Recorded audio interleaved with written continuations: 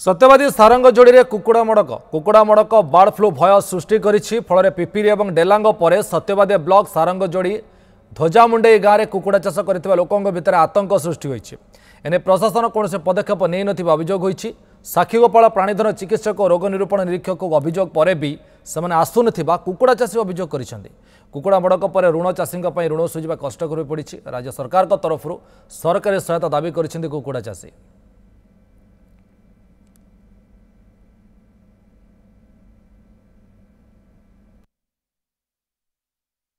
ये सहायता आमको किसी न मिलने आम चाषी आज्ञा आत्महत्या करने सहित सामान आम उत्तर रखी बीएसएम पाखे जदि आप किसी पदक्षेप न ने संपूर्ण मल्ला कुकुड़ा नहीं आप बीएस अफिस पाखे गदेकी आम से आत्महत्या देवु।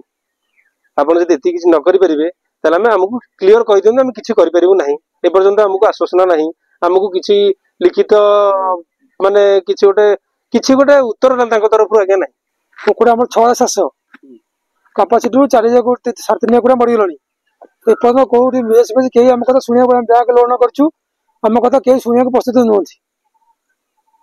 कौन कहे सरकार कौन कहे आम जो क्षतिपूरण आम किसी आर्थिक सहायता कौन बैंक लोन करम किसी आर्थिक सहायता करूँ।